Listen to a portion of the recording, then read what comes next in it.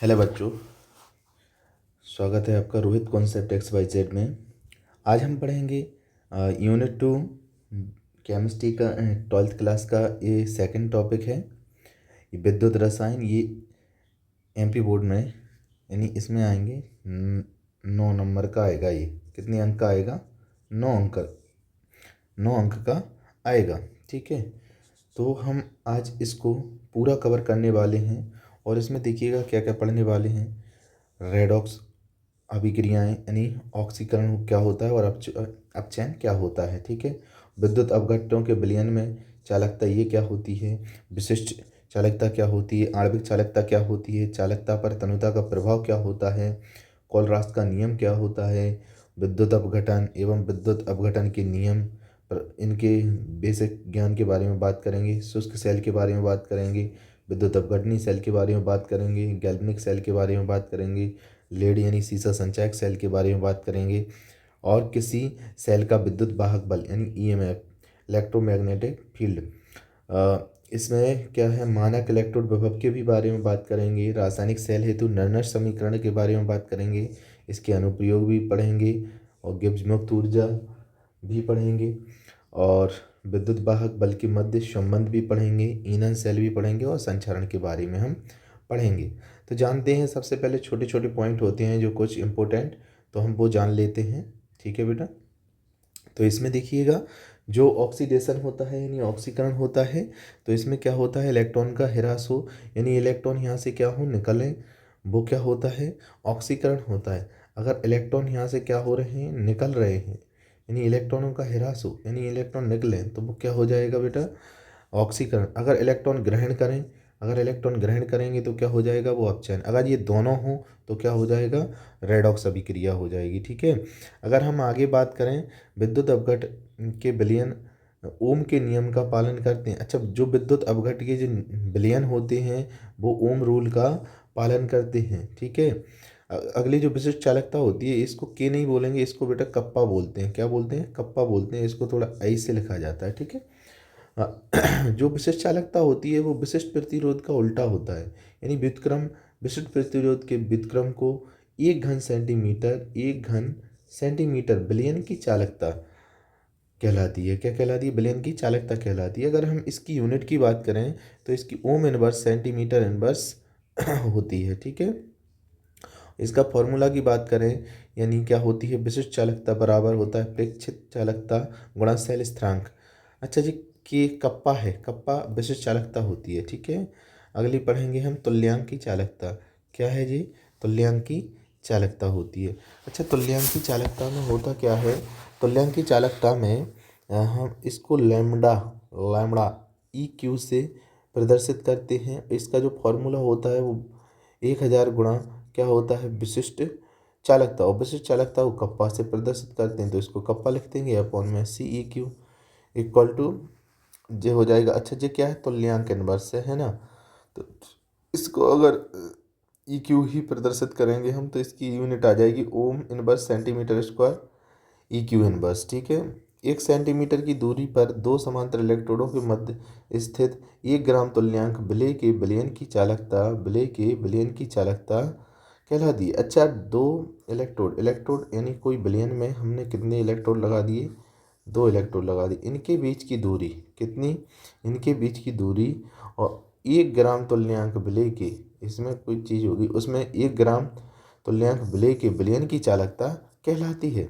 आणविक चालकता lambda M से प्रदर्शित करते हैं और ये इसकी यूनिट होती है, इकाई होती है। ठीक है, 1 मोल विलेय के विलयन की चालकता।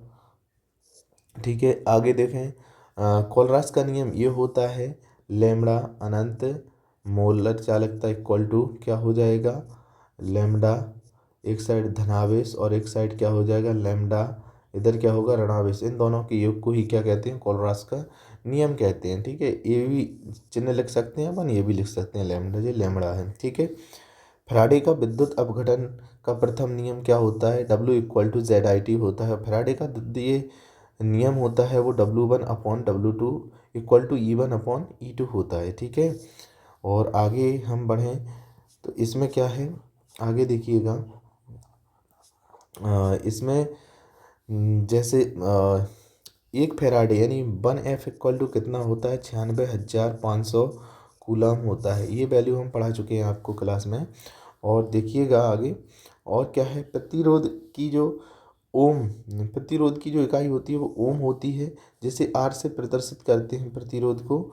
और प्रतिरोध बराबर यानी प्रतिरोध किसका व्युत्क्रम होता है, प्रतिरोध लंबाई के समानुपाती होती है, एरिया के क्या होता है, व्युत्क्रमानुपाती होता है। ठीक है, इसको अगर ये चिन्ह हटाएंगे हम आर, इसको हटाएंगे, व्युत्क्रमानुपाती का चिन्ह हटाएंगे तो यहाँ पे एक नियतांक आएगा जो रो होगा, जो हो जाएगा L/A। रो एक स्थिरांक होता है जिसे विशिष्ट प्रतिरोध कहते हैं। चालक की ये L लंबाई होती है, ये एरिया होता है। ठीक है, परिच्छेद का क्षेत्रफल।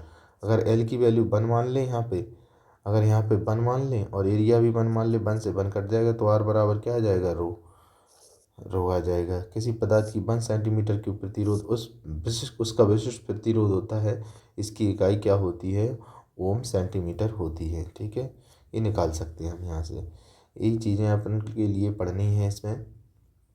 तो आगे देखिएगा टॉपिक, इसमें देखो जो विशिष्ट चालकता है, विशिष्ट चालकता देखो, विशिष्ट प्रतिरोध के व्युत्क्रम को विशिष्ट चालकता कहते हैं। इसे कप्पा से प्रदर्शित करते हैं। किससे प्रदर्शित करते हैं, कप्पा।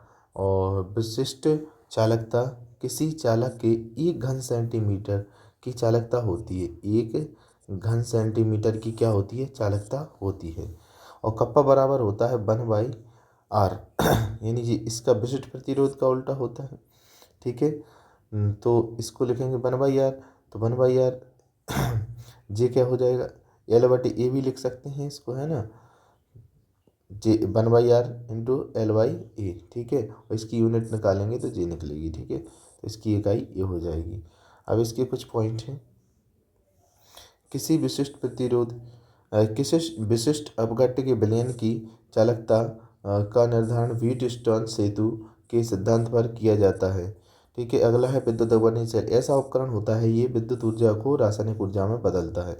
डेनियल सेल क्या होता है, जो रासायनिक जी क्या करता है, जो उल्टा रासायनिक ऊर्जा को विद्युत ऊर्जा में बदलता है। ठीक है, और जे इलेक्ट्रोड विभव क्या होता है, किसी धातु के इलेक्ट्रोड पर उसके आयनों के मध्य संपन्न हुई रेडॉक्स अभिक्रियाओं के कारण उत्पन्न होता है। मानक हाइड्रोजन इलेक्ट्रोड क्या होता है, SHE स्टैंडर्ड हाइड्रोजन इलेक्ट्रोड, यानी 1 मोलर हाइड्रोजन यानी H3O+ यानी आयन के विलयन में प्लेटिनम इलेक्ट्रोड डालकर उसमें 298 केल्विन तथा 25 डिग्री सेल्सियस ताप पर एक वायुमंडलीय दाब पर हाइड्रोजन गैस को प्रभावित किया जाए तो इस अर्ध सेल का विभव 0 वोल्ट माना जाता है। और इसका 0 वोल्ट माना जाता है। और आगे इसका अगर हम आगे बात करें, इसमें देखिएगा 0 वोल्ट माना जाता है। थोड़ा सा रुकिएगा। देखो विद्युत भाग बल होता है जो EMF होता है सेल के दोनों इलेक्ट्रोडों के विभवांतर, जिसके कारण सेल की विद्युत धारा बहती है। मानक इलेक्ट्रोड विभव क्या होता है, देखो SHE होता है ना, अभी बताया था। स्टैंडर्ड जी माना हाइड्रोजन इलेक्ट्रोड है, सॉरी इलेक्ट्रोड है, हाँ सही है, तो कोई दिक्कत नहीं है। जी विभव के बारे में बात हो रही है, यहाँ पे E0 आ जाएगा, मानक लग जाएगा, यहाँ पे भी मानक लग जाएगा, है ना, स्टैंडर्ड वाला। के साथ एक ऐसी अर्ध सेल अभिक्रिया जुड़ी हो जिसकी विद्युत अपघट्य की सांद्रता 1 मोलर हो तथा सेल में EMF को उस सेल का मानक इलेक्ट्रोड विभव भी कहते हैं।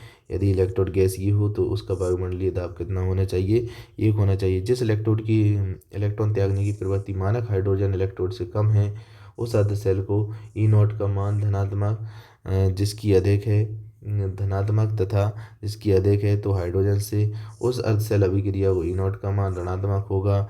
अगर नैनो समीकरण की बात करें तो हम ये वाला समीकरण हम वैसे होता ही है, लेकिन अपन जो सॉल्व करे हैं वो ये वाला लिखना आप एग्जाम में। ठीक है, ई सेल, यहाँ पे भी ई सेल लिख सकते हैं हम, E cell E0 cell equal to, अगर इसका पूरा वैल्यू रखेंगे तो ये यहाँ पे माइनस आ जाता है, तो यहाँ पे क्या हो जाएगा, -0.0591 अपॉन एन एल क्यू हो जाएगा। ठीक है, तो इसको सॉल्व कर लेते हैं। वो होता है निर्णय समीकरण, मैं अभी सॉल्व करके भी बताऊंगा। विद्युत अपघटन क्या होता है? गलत या घुलित अवस्था में जलीय विलयन विद्युत धारा के प्रवाह के अपघट के अवयवों को इलेक्ट्रोडों पर मुक्त होना ही क्या कहलाता है? विद्युत अपघटन। प्राथमिक सेलों को पुनः आवेशित नहीं किया जा सकता, ये पॉइंट याद रखना। द्वितीय सेलों को पुनः आवेशित करके बार बार उपयोग में लाया जा सकता है। वायुमंडल में उपस्थित गैसों तथा नमी द्वारा धातुओं के धीमी गति से अवांछित यौगिकों यानी सामान्य ऑक्साइडों में बदल जाने का प्रक्रम संक्षारण कहलाता है। अब हम क्वेश्चन यहाँ से देखते हैं। विद्युत रासायनिक क्या होता है? सेल क्या होता है?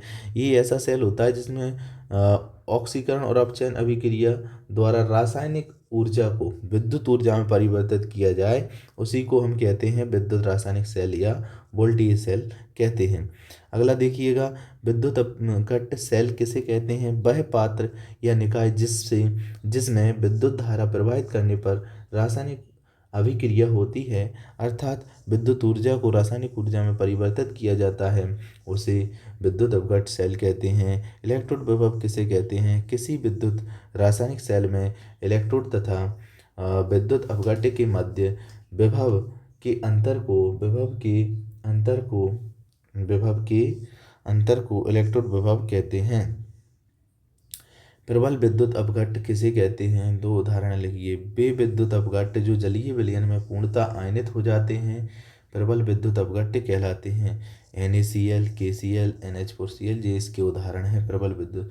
अच्छा, दुर्बल क्या होते हैं? वे विद्युत अपघट्य जिनका जलीय विलयन में बहुत कम आयनन हो, जो बहुत कम टूटे, अत्यधिक तनु करने पर भी पूर्ण आयनन नहीं होते हैं, वो दुर्बल विद्युत अपघट्य कहलाते हैं। इनकी ये उदाहरण है NH4OH, CH3, COOH, SCN इत्यादि हम कह सकते हैं। अगला देखिएगा, मानक इलेक्ट्रोड विभव से क्या अभिप्राय है? यानी मानक इलेक्ट्रोड विभव क्या होता है? मानक इलेक्ट्रोड विभव क्या होता है? देखिएगा, इसमें किसी अर्धशैल इलेक्ट्रोड का मानक इलेक्ट्रोड विभव वह विभवांतर है जो किसी इलेक्ट्रोड को अपने ही आयनों में 1 मोलर सांद्रता के विलयन में 298 केल्विन ताप पर डुबाने से उत्पन्न होता है। यदि इलेक्ट्रोड गैसीय है तो गैस का दाब 1 वायुमंडलीय होना चाहिए, यानी कह सकते हैं मानक ताप और मानक दाब से प्राप्त जो विभवांतर है वो मानक इलेक्ट्रोड विभव कहलाता है। इसको IUPAC प्रणाली में अपचयन विभव को ही मानक इलेक्ट्रोड विभव माना जाता है। ठीक है, अब ओम का नियम क्या होता है बेटा? ये बहुत इंपॉर्टेंट है। ओम का जो रूल है वो बहुत इंपॉर्टेंट है, याद रखना इसको। ठीक है बेटा, देखिएगा, ओम का जो रूल है, इस नियम के अनुसार किसी धातु जो चालक होता है, किसी धातु के चालक अथवा विलयन में बहने वाली विद्युत धारा की प्रबलता चालक के सिरों या विलयन के डूबे हुए दोनों इलेक्ट्रोडों के मध्य किए गए विभवांतर के समानुपाती होती है। यदि इलेक्ट्रोड के मध्य विभवांतर V वोल्ट तथा विलयन में बहने वाली विद्युत धारा की प्रबलता I हो तो क्या होगा बेटा? V अगर समानुपाती किसके है? I के। विभवांतर समानुपाती है किसके? I के। तो V अगर समानुपाती का चिन्ह हटाएंगे तो एक नियतांक आएगा जिसे R कहते हैं, और J क्या है? ओम का नियम है। R यहाँ पर एक स्थिरांक होता है जिसे क्या कहते हैं? R एक स्थिरांक है जिसे चालक का प्रतिरोध कहा जाता है। चालक का क्या कहा जाता है? प्रतिरोध कहा जाता है। कि सेल स्थिरांक किसे कहते हैं? किसी चालकता सेल के इलेक्ट्रोडों के मध्य बीच की दूरी L हो तथा किसी इलेक्ट्रोडों के अनुप्रस्थ जो क्षेत्रफल का अनुपात एक स्थिरांक होता है जिसे सेल स्थिरांक कहते हैं। जिसे क्या कहते हैं? सेल स्थिरांक कहते हैं। तथा ये यहाँ पे कट गया है, तथा इसे x से प्रदर्शित करते हैं। तथा इसे किससे प्रदर्शित करते हैं? x से प्रदर्शित करते हैं। और x बराबर किसके अनुपात को? लंबाई और एरिया के अनुपात को, यानी लेंथ अपॉन क्या? एरिया। सीधी बात कह सकते हैं, ये क्या लंबाई है और ये क्या है, क्षेत्रफल है। ठीक है, इसके अनुपात को ही सेल स्थिरांक कहते हैं। सेल स्थिरांक की इकाई होती है सेंटीमीटर इनवर्स। अगला देखें, गैल्वेनीकरण क्या होता है समझाइए।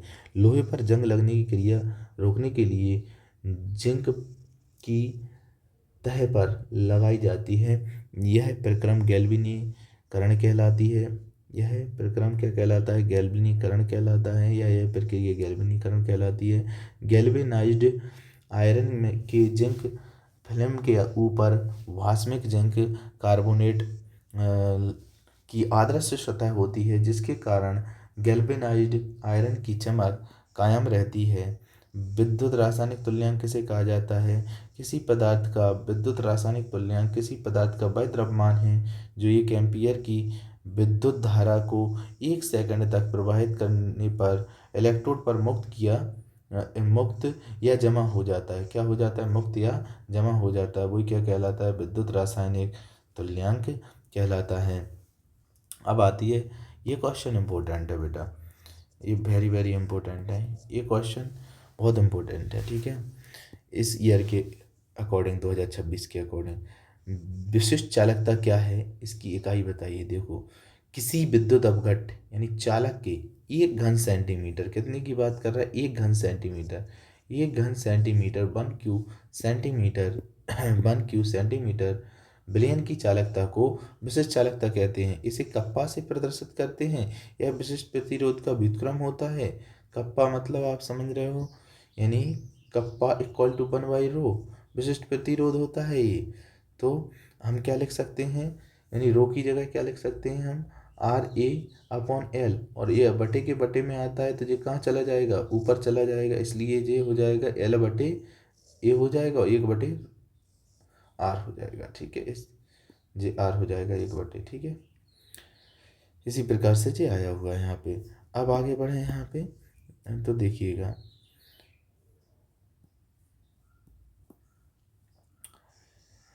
जहाँ R बराबर प्रतिरोध है, ए क्या है, एरिया क्षेत्रफल है, और L क्या है, इनके बीच की लंबाई है। और इसकी इकाई निकालेंगे तो इस प्रकार से ओम सेंटीमीटर इनवर्स इसकी इकाई आ जाएगी। ठीक है, अब आगे देखिएगा प्रतिरोधकता क्या होती है, और या फिर पूछे विशिष्ट प्रतिरोध को परिभाषित कीजिए भैया। तो क्या है प्रतिरोधकता, किसी विलयन में 2 इलेक्ट्रोड लगाकर विद्युत धारा प्रवाहित करने पर प्रतिरोध यानी धात्विक जो चालक के समान की लंबाई हो, विद्युत इलेक्ट्रोड के बीच की दूरी L हो, के समानुपाती अनुप्रस्थ काट के क्षेत्रफल के क्या हो, व्युत्क्रमानुपाती हो। यानी सीधी बात करें हम, जो प्रतिरोध है वो किसके, लंबाई के समानुपाती तथा क्षेत्रफल के व्युत्क्रमानुपाती हो, उसी को हम क्या कहते हैं, प्रतिरोधकता कहते हैं। प्रतिरोधकता को रो से व्यक्त करते हैं, किससे व्यक्त करते हैं, रो से व्यक्त करते हैं। ठीक है, और इसकी अगर हम यूनिट निकालने की बात करें तो यूनिट क्या हो जाएगी, देखो इसको अगर ए की वैल्यू 1 रख दो और एल की वैल्यू 1 रख दो तो 1 आ जाएगा, यानी R बराबर रो हो जाएगा। तो ये यहाँ से आप बना सकते हैं। अतः किसी विलयन की प्रतिरोधकता 1 घन सेंटीमीटर, कितनी, 1 घन सेंटीमीटर, 1 घन सेंटीमीटर 1 क्यूब सेंटीमीटर का प्रतिरोध होता है। ठीक है, आगे बढ़ें। तुल्यांकी चालकता किसे कहते हैं, तुल्यांकी चालकता, किसी विलयन की तुल्यांकी चालकता उन समस्त आयनों की चालकता है जो 1 ग्राम तुल्यांक अपघट्ट को VmL यानी जो आयतन होता है VmL में विलय करने से उत्पन्न होती है, उसी को क्या कहते हैं, तुल्यांकी चालकता कहते हैं। इसको लैम्डा सी ई क्यू से प्रदर्शित करते हैं, या तो ये लिख सकते हैं या ये लिख सकते हैं। ठीक है, ए यानी λ/cu कप्पा इंटू V। ठीक है, विद्युत अपघट्ट हो जाएगा, और ये क्या है, विशिष्ट चालकता है। यदि इसको हम सॉल्व करें तो ग्राम तुल्यांक यानी 1000 सेंटीमीटर क्यूब में विलय होता है, तो 1 ग्राम तुल्यांक बराबर 1000 सेंटीमीटर क्यूब/CEQ में विलय होगा। अगर जे विलय होगा तो V इक्वल टू J आ जाएगा। अगर हमने ये समीकरण 1 मान लिया था और ये समीकरण 2 मान लिया, अगर दोनों से हम सॉल्व करेंगे तो क्या आ जाएगा, λ/CEQ बराबर कप्पा अपॉन 1000/CEQ। ठीक है, और इसको इक्वेशन कितना मान लिया, 3 मान लिया, जहाँ CEQ क्या है, नॉर्मलता है, इसको नॉर्मलता भी कहते हैं। इसकी अगर यूनिट निकालने की बात करें तो कितना आ जाएगा, इसको सीमेन पढ़ेंगे, इसको क्या पढ़ेंगे, सीमेन पढ़ेंगे, इसको ये सेंटीमीटर स्क्वायर है, ये ग्राम EQ है, ठीक है। ओम इनवर्स सेंटीमीटर स्क्वायर ग्राम तुल्यांक इनवर्स, ठीक है। ये इसकी क्या होती है, यूनिट होती है, ध्यान रखना, ये बहुत इंपॉर्टेंट भी है, ठीक है।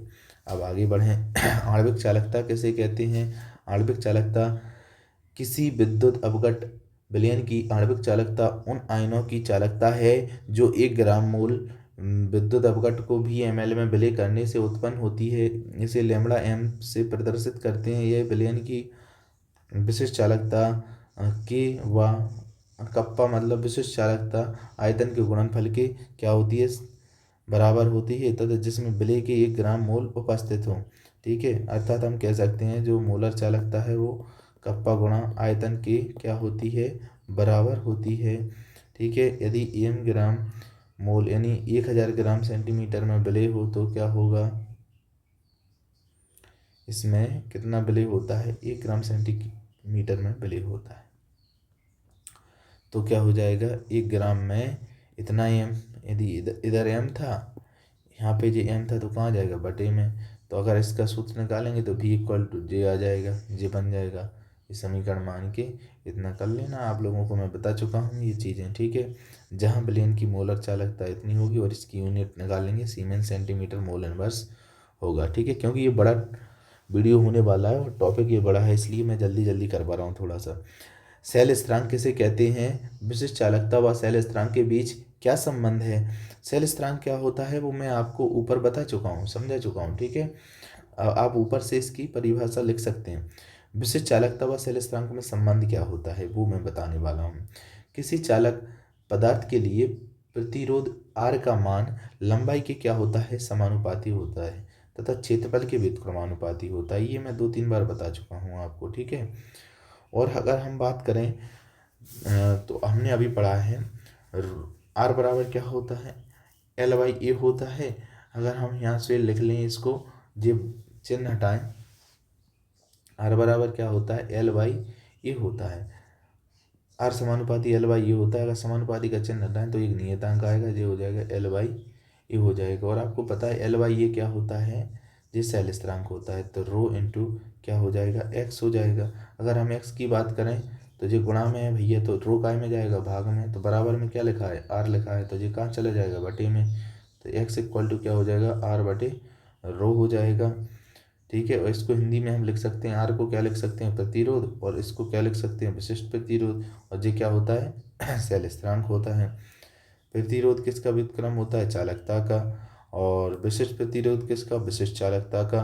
अगर हम इसको निकालेंगे तो जी 1/1 चालकता है जी, यहाँ पे 1/, चालकता गुणा लगाएंगे तो विशिष्ट चालकता बटे में क्या हो जाएगा, एक से एक कट जाएगा, बराबर में क्या हो जाएगा, सेल स्थिरांक, तो विशिष्ट चालकता बटे क्या आ जाएगा, चालकता, विशिष्ट चालकता बटे चालकता बराबर हो जाएगा सेल स्थिरांक। अगर हम बात करें इसको भाग में है तो गुणा में ले जाएं तो सेल स्थिरांक गुणा क्या हो जाएगा, चालकता, तो विशिष्ट चालकता बराबर ये सूत्र आ जाएगा, ठीक है। विशिष्ट चालकता बराबर सेल स्थिरांक गुणा चालकता हो जाएगा, ठीक है। ये संबंध है उसका। अच्छा, लवण सेतु के बारे में बात करें। लवण सेतु क्या है, इसके दो कार्य बताइए। लवण सेतु ये क्या होता है मैं अभी आगे बताऊंगा इसको, ठीक है, इसको अभी छोड़िए। अच्छा, ऑक्सीकरण और अपचयन अभिक्रियाओं से आप क्या समझते हैं। ऑक्सीकरण क्या होता है, वह रासायनिक अभिक्रियाएं जिसमें तत्वों की संयोजकता परिवर्तित होती है, ऑक्सीकरण अपचयन अभिक्रियाएं कहलाती हैं। इन अभिक्रियाओं में ऑक्सीकरण और अपचयन दोनों प्रकृति या दोनों प्रक्रियाएं साथ साथ होती हैं, जिसमें एक पदार्थ का ऑक्सीकरण होता है तथा दूसरे का अपचयन होता है। इसी को क्या कहते हैं, ऑक्सीकरण और अपचयन अभिक्रिया कहते हैं। अब देखो, यहाँ से ऑक्सीकरण का मतलब होता है इलेक्ट्रॉन का निकलना, इलेक्ट्रॉन का क्या होता है यहाँ से निकलना, और ऑक्सीजन का जुड़ना। अब ये बताइए, यहाँ से इलेक्ट्रॉन, यहाँ पे देखो Cl है, अपचयन, इसमें इलेक्ट्रॉन क्या होते हैं, जुड़ते हैं। देखो यहाँ पे अपचयन हो रहा है यहाँ पे, और यहाँ पे क्या हो रहा है, ऑक्सीकरण हो रहा है। इस सभी क्रिया FeCl3 का FeCl2 से अपचयन, और इसमें क्या हो रहा है, ऑक्सीकरण हो रहा है। क्या हो रहा है, ऑक्सीकरण हो रहा है। तथा Fe में संयोजकता, Fe की संयोजकता क्या होती है, घटती है। देखो इधर Fe की संयोजकता क्या होती है, घटती है, और Sn की संयोजकता बढ़ती है। अच्छा, विद्युत अपघटन किसे कहते हैं? विद्युत अपघटनी सेल की संरचना को स्पष्ट कीजिए, इसमें होने वाली रासायनिक अभिक्रिया का वर्णन कीजिए। ये है अपना TTI क्वेश्चन। TTI का फुल फॉर्म होता है ताबड़तोड़ इम्पोर्टेंट, आना ही है 2026, डाल लो इस पे, ठीक है। अब देखिएगा,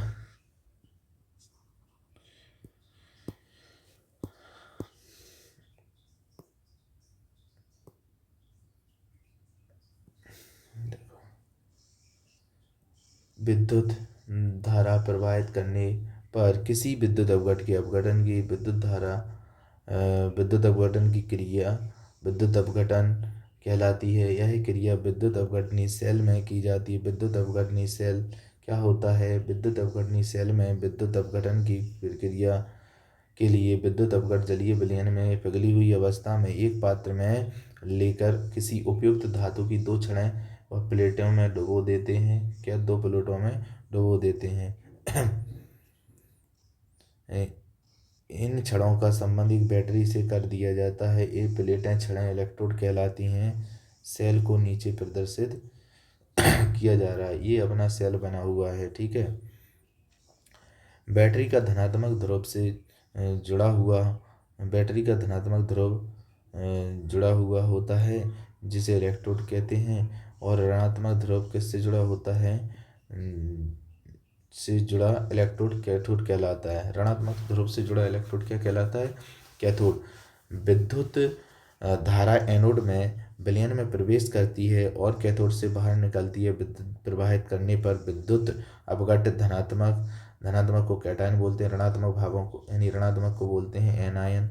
अपघटित हो जाता है और कैटायन कैथोड पर, एनायन एनोड पर एकत्रित हो जाता है। पिघले हुए लेड ब्रोमाइड विद्युत प्रवाहित करने पर कैथोड पर लीड एकत्रित हो जाता है और एनोड पर ब्रोमीन की भूरे रंग की वाष्पें निकलती हैं।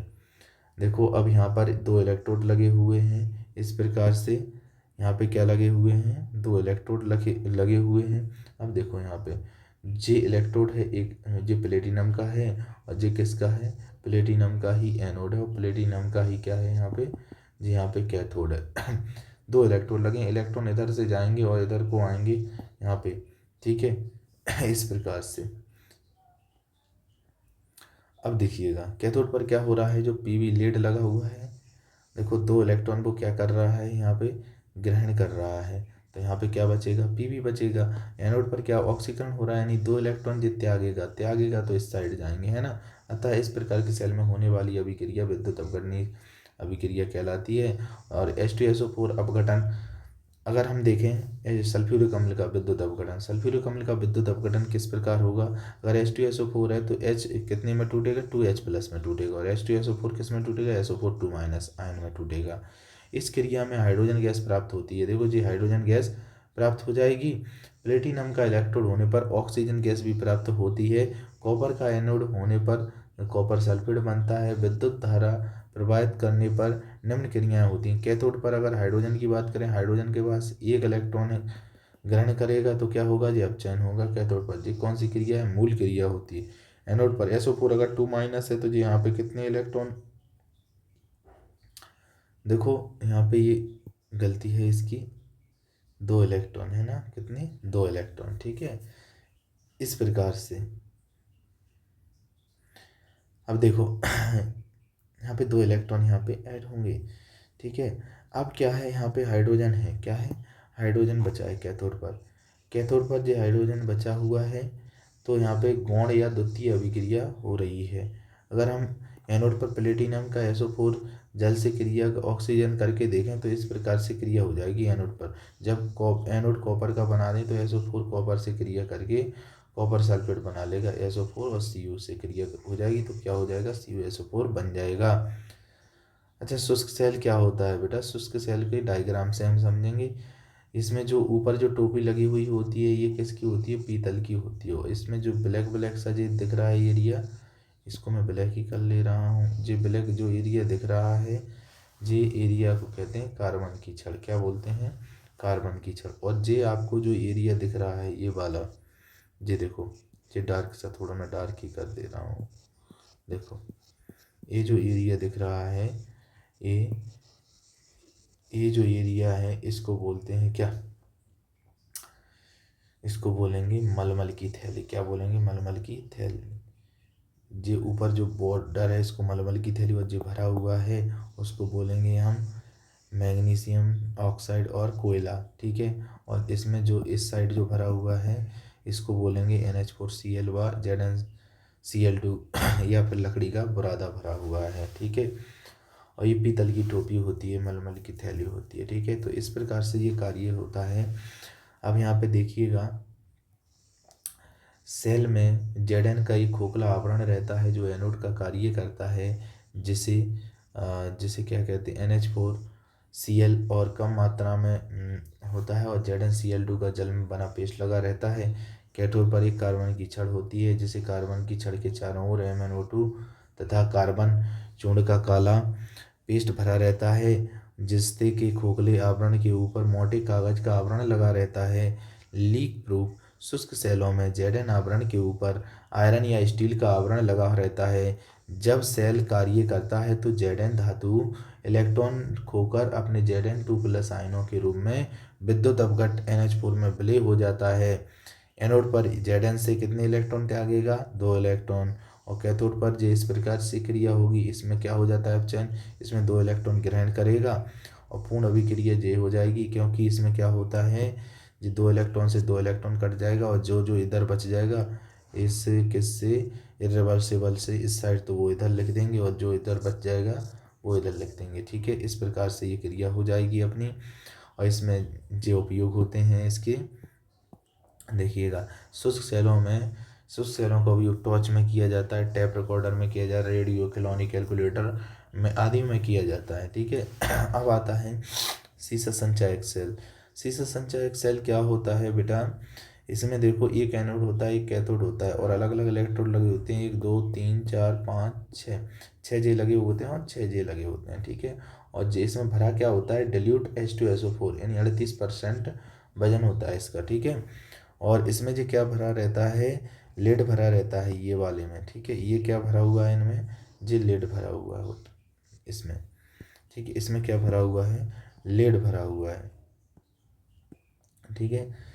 अब क्या है इसमें, इसमें जब लेड भरा हुआ है और इसमें क्या भरा हुआ है, जे वाली लाइन में, जी देखो, जी वाली लाइन में इसमें लेड नहीं है, इसमें क्या चीज़ है, इसमें भरा हुआ है क्या सॉरी, इसमें लेड, जे भी क्या भरा हुआ है? लेड भरा हुआ है। ठीक है। इसमें लेड भरा हुआ है। इसी को एक लेड संचायक बैटरी कहा जाता है। इसी को क्या कहा जाता है? लेड संचायक बैटरी कहा जाता है। ठीक है। क्या कहा जाता है? लेड संचायक बैटरी कहा जाता है। अब इसमें होता क्या है, देखो, इसमें कुछ क्रियाएं होती हैं। जैसे लेड संचायक सेल में होता क्या है, इस बैटरी का उपयोग मुख्य रूप से मोटर गाड़ियों में किया जाता है। अब प्रत्येक बैटरी कई वोल्टीय सेलों को श्रेणी में क्रम में जोड़कर बनी होती हैं, और इस प्रकार के सेल से वोल्ट टू वोल्ट की विद्युत धारा प्राप्त होती है, जिससे 3 या 6 सेलों के आपस में जोड़ने पर 6 से 12 वोल्ट की बैटरी प्राप्त हो जाती है। प्रत्येक सेल में लेड का एक एनोड होता है, जिसमें स्पंजी लेड भरा होता है, चिपचिपा थोड़ा सा स्पंजी, रसमलाई जैसे, समझ रहे हो। कैथोड के रूप में Pb और Sb मिश्र धातु की जाली में ये क्या है, लेड डाइऑक्साइड का महीन चूर्ण भरा रहता है, और H2SO4 का जलीय विलयन विद्युत अपघट का कार्य करता है, जिसमें डिल्यूट कितना भरते हैं अपन बताइए? 38%, 38%, तथा घनत्व 1.38 ग्राम प्रति घन सेंटीमीटर होता है। इस प्रकार के शीशा संचायक सेल तैयार हो जाता है। जब सेल से विद्युत धारा ली जाती है तो सेल निम्न प्रकार से कार्य करता है। एनोड पर Pb का Pb2+ आयन में ऑक्सीकरण होता है, अविलय होता है कौन? PbSO4 में बदल जाता है। और तथा कह सकते हैं कि कैथोड पर का Pb+2+ में अपचयन होकर PbSO4 बन जाता है इसका। ठीक है, क्या बन जाता है? PbSO4 बन जाता है। अब हम बात करें यहाँ पे एनोड पर, यानी जो Pb होता है, अगर हम बात करें जैसे पहले था क्या अपने पास था H2SO4, अगर ये 2H+ में टूट गया, SO4 में क्या टूट गया? माइनस में। तो सबसे पहले हम देखते हैं Pb था, क्या था? Pb, और ये क्या है? SO4 minus. पहले करवा रहे हैं SO4 की Pb से, तो ये क्या बनाएगा? PbSO4 बनाएगा। इलेक्ट्रॉन कितने निकले हैं यहाँ से? 2 इलेक्ट्रॉन निकले हैं। कितने निकले हैं? 2 इलेक्ट्रॉन निकले हैं। ठीक है, तो यहाँ पे 2 इलेक्ट्रॉन निकल जाएंगे। अब इसी प्रकार से अगर PbO2 बन गया है, क्या बन गया है अपने पास? PbO2 बन गया है। और अब क्रिया अपन ने किससे कराई थी? अभी इसी से। अगर SO4 2- ऑलरेडी दिया हुआ है और इसमें हाइड्रोजन ले लेंगे, अब वो बैलेंस करने की बात अलग है, पहले क्या ले लेंगे? हाइड्रोजन ले लेंगे। अगर हाइड्रोजन ले लिया तो ये क्या बनाएगा? PbSO4 बनाएगा और साथ ही में क्या बना लेगा? जल बना लेगा। ठीक है, इस प्रकार से ये क्रिया हो जाएगी। इससे ये 2 इलेक्ट्रॉन कट जाएंगे, जो बचेगा वो इधर लिख देंगे और इधर बचेगा वो इधर लिख देंगे। ठीक है जी, एनोड और कैथोड की ये दोनों क्रियाएं यहाँ पे संपन्न हो जाएंगी। इस प्रकार से ये संपूर्ण सेल अभिक्रिया बन जाएगी। एनोड और कैथोड की अभिक्रियाओं से स्पष्ट है कि सेल से कार्य करने पर प्रत्येक इलेक्ट्रोड PbSO4 पर जमा होने लगता है, जिससे H2SO4 का सांद्रण और घनत्व कम हो जाता है। अब बैटरी को पुनः आवेशित करके बार बार उपयोग में लाया जा सकता है। आगे देखिएगा, बैटरी सेल को पुनः आवेशित करना कैसे कर सकते हैं? बैटरी को पुनः आवेशित करने के लिए उपयुक्त वोल्टेज एवं विद्युत धारा विपरीत दिशा में प्रवाहित की जाती है, जिससे इलेक्ट्रॉन के प्रवाह के साथ साथ इलेक्ट्रोड पर भी विपरीत दिशा में होने लगती है। एनोड पर Pb एवं कैथोड पर PbO2 जमा हो जाता है। H2SO4 में उत्पादित होने का घनत्व बढ़ जाता है। और यह क्रिया चलती रहती है। रिचार्ज होने पर इस सेल में होने वाली क्रियाएं इस प्रकार हैं। ठीक है, इस प्रकार से जो क्रिया हो जाएगी, इसका ये डायग्राम आप बना लेना। आगे देखते हैं मानक हाइड्रोजन इलेक्ट्रोड विभव। ये अभी हम पढ़ चुके थे थोड़ा सा। इसमें कितनी, मैंने कहा था एक वायुमंडलीय दाब पर 1 ATM दाब, एटमॉस्फेयर बोलते हैं इसको। और इसमें जो प्लेटिनम ब्लैक की एक छड़ रहती है, देखो प्लेटिनम ब्लैक की एक इलेक्ट्रोड लगा हुआ होता है यहाँ पे। इसमें हाइड्रोजन गैस डाली जाती है शुद्ध, और इसका तापमान होता है 298 केल्विन या फिर 25 डिग्री सेल्सियस पर। ठीक है, 25 डिग्री सेल्सियस पर इसको कहते हैं। तो मानक हाइड्रोजन इलेक्ट्रोड कैसे बनाया जाता है? मानक हाइड्रोजन इलेक्ट्रोड क्या होता है? इसमें प्लेटिनम ब्लैक की परत चढ़ी हुई होती है। एक पतली पत्ती का इलेक्ट्रोड हाइड्रोजन आयन के 1 मोलर सांद्रता, कितनी मोलर सांद्रता? 1 मोलर सांद्रता के विलयन में डुबोकर यह कांच की एक नली से ढका रहता है। इस नली में एक वायुमंडलीय दाब पर शुद्ध हाइड्रोजन गैस प्रवाहित की जाती है। यहाँ से कितनी गैस? 1 वायुमंडलीय दाब पर, यानी 1 एटमॉस्फेयर दाब पर, जो कि जो चित्र में ये बताया हुआ है। प्लेटिनम पर हाइड्रोजन गैस आवेशित होती है तथा शीघ्र ही H2O पॉजिटिव आयनों के बीच साम्य स्थापित हो जाता है। पारी स्थिति के अनुसार हाइड्रोजन इलेक्ट्रोड एनोड एवं कैथोड दोनों की भांति कार्य करता है। मानक हाइड्रोजन इलेक्ट्रोड एनोड पर होने वाली सेल अभिक्रिया, यानी जे हाइड्रोजन होता है तो इसमें 2 इलेक्ट्रॉन क्या हो जाते हैं? त्याग देता है। इसी को ऑक्सीकरण होता है इसी का। इस इलेक्ट्रोड पर बाईं से दाईं ओर देखो, ये इस प्रकार से हो जाएगा। ये क्या है? उसका सेल निरूपण है। इसमें होने वाली क्रिया इस प्रकार से होगी, क्योंकि यहाँ पे क्या हो रहा है? अपचयन हो रहा है। इसका भी सेल निरूपण ये है। इस प्रकार जो अपना इलेक्ट्रोड का मानक इलेक्ट्रोड विभव स्वेच्छा से शून्य माना जाता है। तो मानक हाइड्रोजन इलेक्ट्रोड का विभव हमेशा क्या होता है? शून्य होता है इसमें। अब जी थोड़ा सा मैंने अपनी नोट से और एडिट कर दिया है। इसमें जो क्वेश्चन देखिएगा, विद्युत रासायनिक सेल या गैल्वेनिक सेल कार्यविधि तथा सेल डेनियल सेल का उदाहरण देकर समझाइए। ठीक है, तो गैल्वेनिक सेल कह लो चाहे रासायनिक सेल कह लो।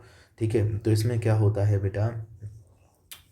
2 इलेक्ट्रोड होते हैं। कितने इलेक्ट्रोड होते हैं? 2 इलेक्ट्रोड होते हैं। और ठीक है, थोड़ा सा मैं बना ले रहा हूँ जल्दी जल्दी।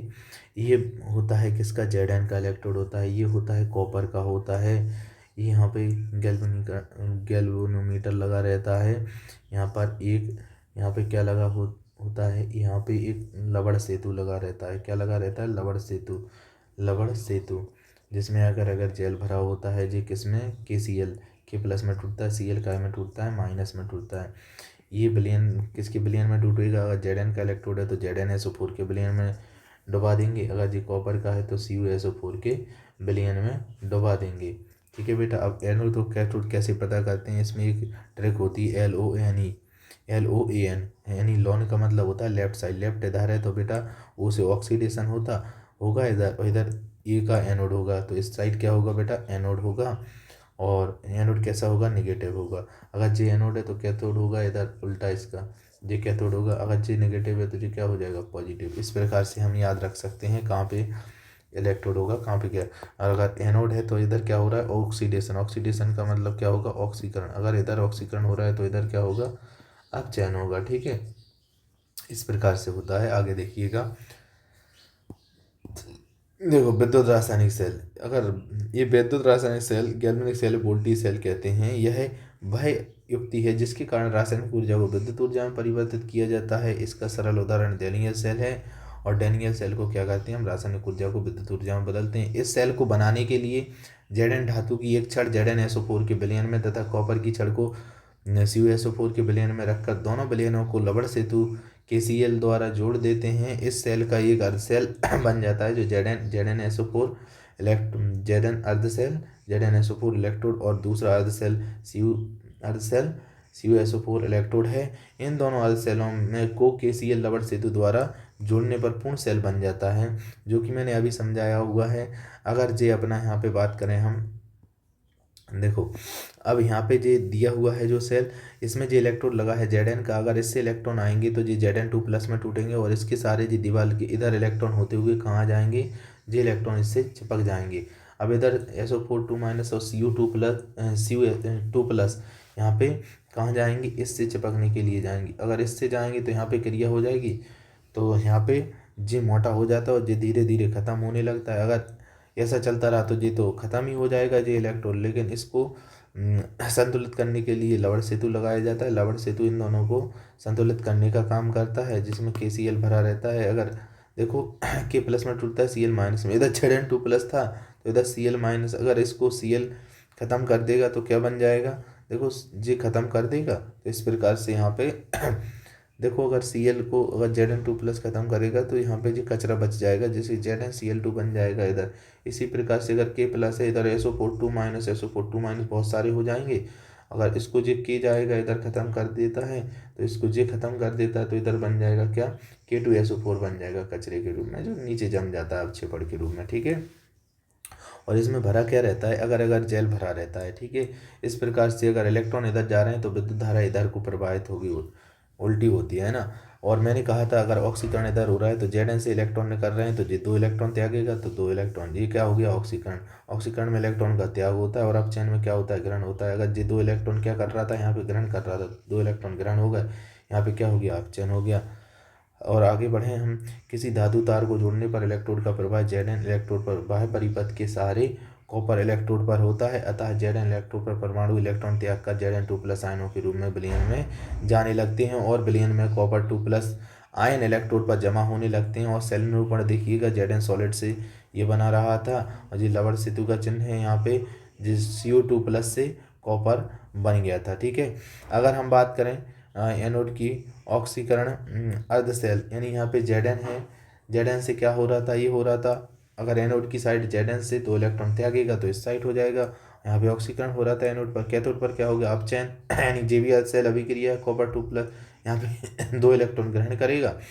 और अगर हम दोनों की बात करें तो यहाँ पे देखो 2 इलेक्ट्रॉन से 2 इलेक्ट्रॉन कट जाएंगे, जे यहाँ पे लिख देंगे और जे यहाँ पे लिख देंगे, जे यहाँ बच गया है और जे यहाँ बच गया है। इस प्रकार से जे इसकी संपूर्ण सेल अभिक्रिया हो जाएगी।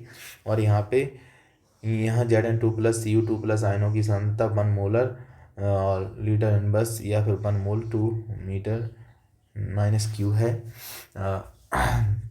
इसका विद्युतीय विभव 1.1 वोल्ट होता है। यहाँ Zn इलेक्ट्रोड एनोड कहलाता है क्योंकि इस पर ऑक्सीकरण की क्रिया होती है, जबकि कॉपर इलेक्ट्रोड पर कैथोड कहलाता है क्योंकि यहाँ पे अपचयन की क्रिया होती है। अब निर्णायक समीकरण देखिएगा, इसकी परिभाषा देख लीजिएगा। किसी सेल में EMF विद्युत वाहक बल का मान सांद्रता ताप पर किस प्रकार निर्भर करता है, वो नर्नस ने इसका अध्ययन कर इन कारकों के प्रभाव को व्यक्त करने वाला एक समीकरण दिया, जिसे नर्नस समीकरण कहते हैं। नर्नर समीकरण कहते हैं यह किसी अपचयन अर्ध सेल के लिए इलेक्ट्रोड के विभव मान को बतलाता है। अगर हम बात करें, एक सिंपल सी अभिक्रिया ले रहे हैं, ठीक है, तो इसमें क्या होगा, देखो इसमें अगर हम यहाँ पे Q की वैल्यू निकालेंगे तो यहाँ पे क्या होता है, अभिक्रिया निकालेंगे तो यहाँ पे प्रोडक्ट इधर आएगा, जे क्या होता है रिएक्टेंट, जे क्या होता है प्रोडक्ट, यानी जे अभिकारक और जे क्या उत्पाद, तो ऊपर आएगा अभिकारक, नीचे क्या आएगा उत्पाद, अभिकारक जे आ गया, ठीक है, जे, और जे क्या आ गया, जे उत्पाद आ गया, और जे क्या आ गया अभिकारक। इसके जो पीछे जो मोलों की संख्या है तो वो कहाँ घात बन जाएगी, देखो जो घात लगी हुई कोटि बोलते हैं जैसे, देखो इस प्रकार से जे और गिब्स ऊर्जा का जो संबंध होता है वो डेल्टा जी बराबर delta G naught R T L N Q होता है, ठीक है। अगर हम बात करें डायरेक्ट, एक समीकरण होता है, डेल्टा जी की वैल्यू जो होती है वो होती है, क्या होती है, माइनस का एन एफ ई सेल, और अगर डेल्टा जी नॉट की होती है तो बस यहाँ पे ई नॉट लग जाएगा, होगी वही वैल्यू, ठीक है, और R T L N Q चल ही रहा है। पूरे समीकरण को अगर माइनस एन एफ से भाग दे देंगे तो देखो जी यहाँ पे एन एफ से भाग दे दिया, इसमें भी एन एफ से भाग दे दिया, इससे ये कट जाएगा, इससे ये कट जाएगा, बचेगा क्या, ये बचेगा, ठीक है। और आर की वैल्यू अगर हम रखेंगे तो हमेशा इतनी होती है, और टी की इतनी होती है, इस एफ की इतनी होती है। एल एन क्यू को अगर लॉग में बदलेंगे तो 2.303 का गुणा कर देंगे यहाँ पे, ठीक है। अगर गुणा करेंगे तो क्या हो जाएगा, इस प्रकार से अपन लिख देंगे, और इस प्रकार से अगर लिखेंगे तो यहाँ पे गुणा भाग करके इतना आएगा, और डायरेक्ट याद कर लेना, यही अपना क्या है, नर्नस्ट समीकरण है। ई सेल बराबर हो जाता है ई नॉट सेल माइनस का 0.0591 अपॉन एन लॉग क्यू, ठीक है। तो ये आपको याद करना है, ये थोड़े से इसके फैक्ट हैं, जरूर मुझे भूलना जाना का मतलब है नोट, ठीक है, नोट करके लिखवाते हैं हम। तो इसमें 1 इलेक्ट्रॉन का आवेश होता है 1.6 इंटू 10⁻⁻⁻⁻⁰ कूलम। एक मूल इलेक्ट्रॉन की वैल्यू इतनी होती है तो एक मूल इलेक्ट्रॉन का आवेश कितना होगा, इसमें गुणा कर देंगे तो एक मूल इलेक्ट्रॉन का आवेश हो जाएगा 96,500 कूलम। इसी प्रकार से एक फैराडे बराबर होता है 96,500 कूलम। एक एन मोल इलेक्ट्रॉन का आवेश कितना होता है एन एफ, और गिब्स ऊर्जा का संबंध क्या होता है डेल्टा जी, और अगर माइनस चिन्ह है तो स्वतः परिक्रम हो रहा है, अगर पॉजिटिव चिन्ह है तो अस्वतः परिक्रम होता है इसमें गिब्स ऊर्जा में। अगर डेल्टा जी बराबर 0 है तो ये साम्य अवस्था पर होगी, ठीक है। और डेल्टा जी का निकालें तो निकाय द्वारा किया गया कार्य क्या होता है, यहाँ पे माइनस का होता है। एनोड से क्या होता है, यहाँ पे कैथोड की ओर जाता है बीच में जो सेल, तो विभवांतर बराबर क्या होता है, कार्य बटे आवेश होता है। कार्य का निकालेंगे तो जे इधर पहुंच जाएगा तो विभवांतर गुणा आवेश हो जाएगा। इस प्रकार से अपन निकाल सकते हैं ई सेल बराबर एन एफ। इस प्रकार से जो कार्य यानी डेल्टा जी बराबर हो जाएगा माइनस का एन एफ, जी माइनस का चिन्ह आ जाएगा कि किया गया कार्य अगर जे हो तो माइनस का एन एफ ई सेल हो जाता है। इस प्रकार से हम ये वैल्यू निकालते हैं। वो नन्ना समीकरण ज्ञात करने की जी छोटी छोटी बातें हैं जो लिखी हुई हैं, आप पढ़ लीजिएगा, ठीक है। इसमें क्या है, जी तो चालकता दी हुई है। अगर हम जी जी में संबंध निकालें, और देखो आर बराबर जी हम बता चुके हैं, आपको अभी बताया था, अगर ए बटे एल की जगह हम लिखेंगे तो उसको क्या लिखते हैं, जी नॉट लिखते हैं, ए जी इसके जी जी में संबंध होता है, ठीक है। अच्छा, ऑक्सीकरण विभव क्या होता है, किसी भी इलेक्ट्रोड की विलयन में इलेक्ट्रॉन देने की प्रवृत्ति को ऑक्सीकरण विभव कहते हैं। इसे ई ऑक्सीडेशन ओ एक्स को बोलते हैं, ऑक्सीडेशन प्रदर्श से इससे प्रदर्शित करते हैं। और अपचयन विभव किसे कहेंगे, किसी इलेक्ट्रोड पर इलेक्ट्रॉन लेने की प्रवृत्ति को अपचयन कहते हैं, इसे ई रेड से प्रदर्शित करते हैं। सेल विभव किसे कहते हैं, अपचयन विभव और ऑक्सीकरण विभव दोनों के अंतर को सेल विभव कहते हैं, ठीक है। तो इस प्रकार से ई रेड माइनस ई ऑक्सी हो जाएगा ऑक्सीडेशन। मानक ऑक्सीकरण विभव किसे कहते हैं, बस स्टैंडर्ड आ जाता है इसमें 298 के पर एक मोलर विलयन में इलेक्ट्रोड द्वारा इलेक्ट्रॉन देने की प्रवृत्ति मानक ऑक्सीकरण विभव कहलाता है। इसे ई नॉट ऑक्सीडेशन से प्रदर्शित करते हैं। इसी प्रकार से मानक अपचयन होगा, इसमें इलेक्ट्रॉन लेने की प्रवृत्ति को कहेंगे, इसे माइनस मतलब ई नॉट रेड से प्रदर्शित करते हैं। मानक सेल विभव किसे कहते हैं, मानक अपचयन और ऑक्सीकरण विभव के अंतर को ही मानक सेल विभव कहते हैं, इसे ई नॉट सेल से प्रदर्शित करते हैं। इस प्रकार से ई सेल बराबर होगा E naught red minus E naught oxidation. Reduction होता है, ये ऑक्सीडेशन होता है। अगर इसमें अगर सॉल्व करें किसी भी चीज़ को, अगर प्लस का चिन्ह आ रहा है तो बैटरी डिस्चार्ज मानी जाती है, अगर माइनस का चिन्ह आ रहा है तो बैटरी चार्ज मानी जा रही है यहाँ पे। अगर हम फैराडे के विद्युत अपघटन के नियम के बारे में बात करें तो 1832 में दिया गया था, माइकल फैराडे ने दिया था। इसने 2 नियम दिए थे। प्रथम नियम क्या कहता है, विद्युत अपघटन के किसी इलेक्ट्रोड पर मुक्त होने वाले पदार्थ की मात्रा प्रवाहित विद्युत धारा की मात्रा के समानुपाती होती है। माना आई एम्पियर, आई क्या है, एम्पियर की धारा है, टी सेकंड तक प्रवाहित करने पर इलेक्ट्रॉन डब्लू ग्राम पदार्थ, डब्लू क्या है, डब्लू ग्राम पदार्थ होता है। तो इस नियम के अनुसार यानी जो डब्लू होता है वो क्यू के क्या होता है, समानुपाती होता है। और क्यू बराबर आपने पढ़ा है आई टी होता है। तो यहाँ पर अगर बराबर का चिन्ह तो समानुपाती का चिन्ह तो बराबर का आएगा, तो यहाँ पे एक नियतांक आएगा जो क्या आ जाएगा, जेड आ जाएगा, आई का आई रहेगा, टी का टी रहेगा। तो यही क्या है, प्रथम नियम है इसका। जेड यहाँ पे रासायनिक तुल्यांक है।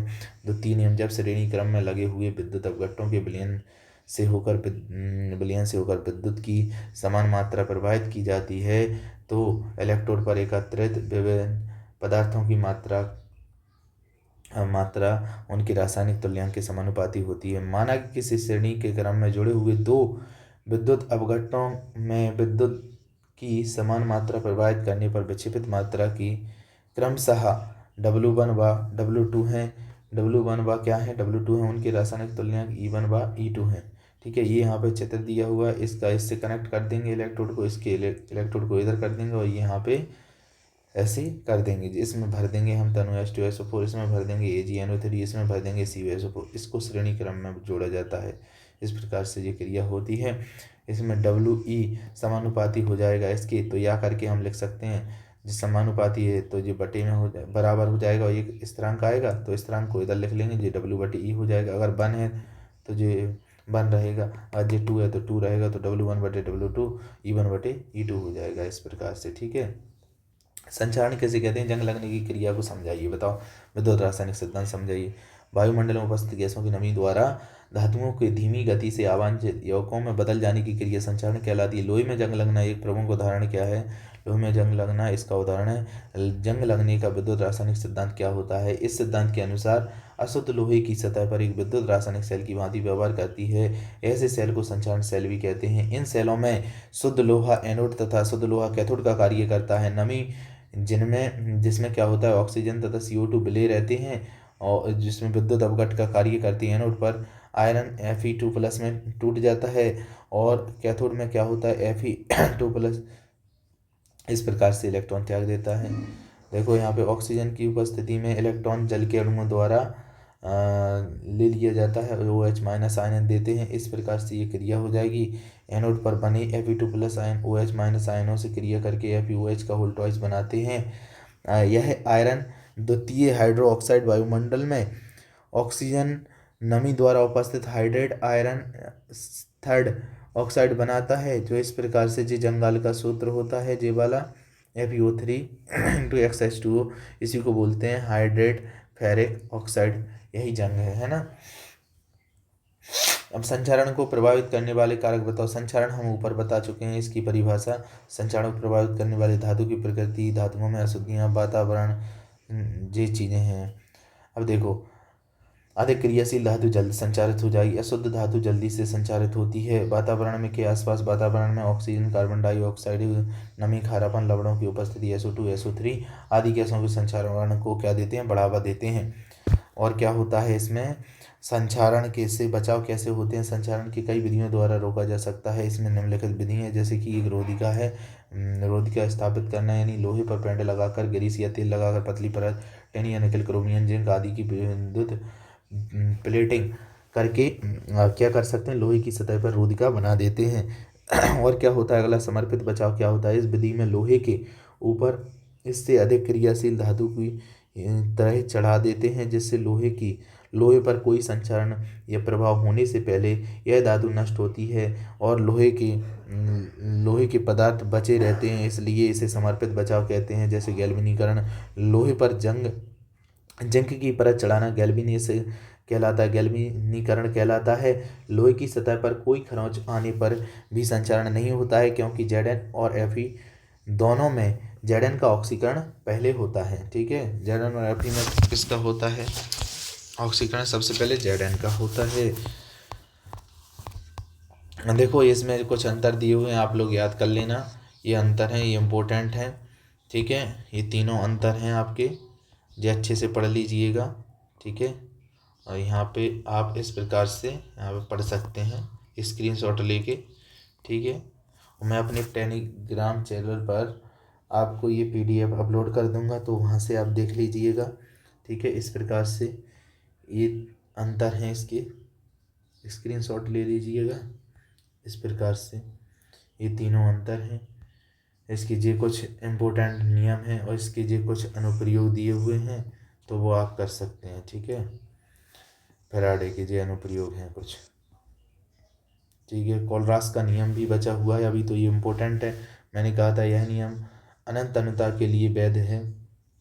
तनुता पर किसी विद्युत अपघट के विलयन की कुल मोलर चालकता में प्रत्येक आयन का योगदान निश्चित होता है। यह सहभाजित आयन की प्रकृति पर निर्भर नहीं करता है, इससे स्वतंत्र होता है। अनंत तनुता पर किसी, यहाँ से लिखना है आपको पेपर में, अनंत तनुता पर किसी विद्युत अपघट की मोलर चालकता उस विद्युत अपघट के धनायन और ऋणायन के मोलर आयनिक चालकताओं के योग के बराबर होता है। देखो, धनायन व ऋणायन के योग के बराबर होता है।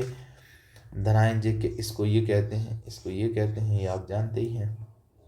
इसके अनुप्रयोग दिए हैं। दुर्बल विद्युत अपघटनों पर तनुता पर आणविक चालकता ज्ञात करना कैसे करते हैं। इस नियम के उपयोग से दुर्बल विद्युत अपघटनों की तुल्यांक चालकता और आणविक चालकता, प्रबल विद्युत अपघटनों में धनायनों और ऋणायनों की चालकता मानों का गणितीय समायोजन ज्ञात की जा सकती है। जैसे CH3COOH अनंत तनुता पर आणविक चालकता की गणना कर सकते हैं।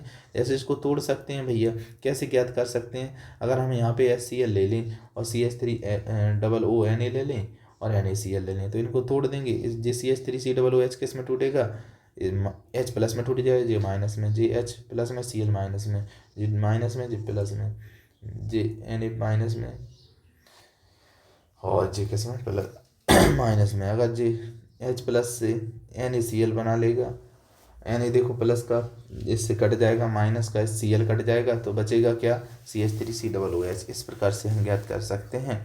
वियोजन की मात्रा ये बांट सकते हैं, इसका ये सूत्र होता है। वियोजन की मात्रा अल्फा इक्वल टू होता है लैम्डा C अपॉन लैम्डा अनंत तनुता पर तुल्यांक चालकता होती है, और जो क्या होती है, सांद्रता पर तुल्यांक चालकता। कोलरास के नियम के अनुसार यहाँ पे लिख सकते हैं, और अतः वियोजन की मात्रा को यहाँ पे लिख सकते हैं। और एक और होता है जल की आयनिक गुणनफल ज्ञात करना, इसी से अल्प विलेय यौगिक की विलेयता की गणना करना। तो ये आपको अगर वैसे अनुप्रयोग लिखने आए तो हेडिंग लिख सकते हो, जरूरी नहीं है ऐसे। ये मरकरी सेल होता है, ये आएगा तो नहीं अपने MP बोर्ड में, लेकिन फिर भी मरकरी सेल जो घड़ियों में पहना जाता है, इस प्रकार से इसमें जो क्रियाएं होती हैं ये लिखा हुआ है, इतना इम्पोर्टेंट नहीं है। देखो, ये शून्य के यंत्र में, घड़ी में विद्युत की मात्रा कम करने वाली युक्तियों में यूज होता है। द्वितीयक सेल हम पढ़ चुके हैं, डिस्चार्ज होने पर ये बाद में यानी DC डायरेक्ट करंट द्वारा पुनः चार्ज किया जा सकता है, उत्क्रमणीय सेल कहलाते हैं। इस प्रकार के सेलों में लेड संचयक सेल और निकल कैडमियम संचयक सेल प्रमुख होते हैं। यहाँ लेड संचयक सेल का वर्णन करेंगे, जो हम पढ़ चुके हैं।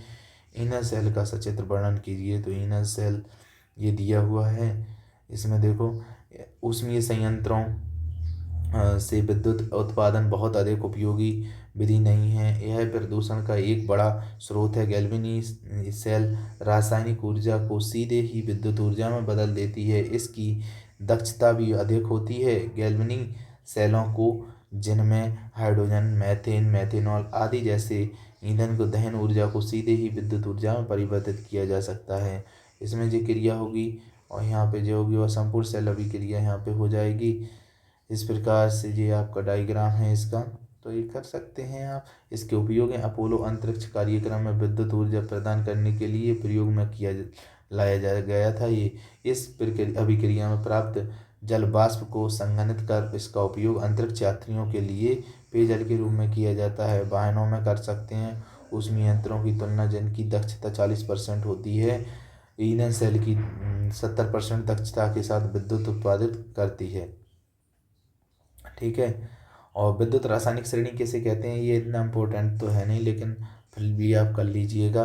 विद्युत रासायनिक श्रेणी कहते हैं तत्वों को उनके बढ़ते हुए मानक अपचयन विभव E0 सेल के आधार पर रखने से एक श्रेणी प्राप्त होती है, जिसे विद्युत रासायनिक श्रेणी कहते हैं। ये इसके लक्षण हैं, आप अच्छे से देख लीजिएगा। उदाहरण इसका स्क्रीनशॉट ले लीजिएगा, क्योंकि वीडियो लंबी हो चुकी है। और विद्युत रासायनिक श्रेणी जो होती है वो उसको याद रखने की ट्रिक है, एल से शुरू, एल पर ख़त्म, एल बीच में CKNM, मन जनकर फिर सुनेंगे प्रभु, हाइड्रोजन के नीचे छापा, यानी एल से शुरू, एल पर ख़त्म, बीच में CKNM, ठीक है। और मैंने कहा मन जन कर फिर सुनेंगे प्रभु, तो यहाँ तक हो गया। फिर सुनेंगे प्रभु, पहले हाइड्रोजन के नीचे छा यानी CU, छा यानी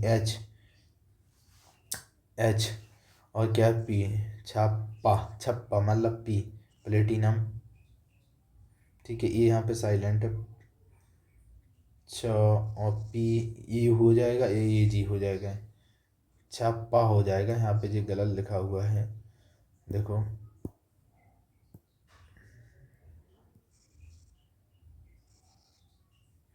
इतना डार्क हो रहा है तो इसको रुको, CHPAA ऐसे होगा जे ट्रिक में, हाइड्रोजन के नीचे छापा, क्योंकि C से हो जाएगा कॉपर, Hg प्लेटिनम, जे हो जाएगा गोल्ड, और जे क्या हो जाएगा सिल्वर, इस प्रकार से, ठीक है। ये अपना चैप्टर ख़त्म होता है। धन्यवाद, अगली क्लास में मिलते हैं।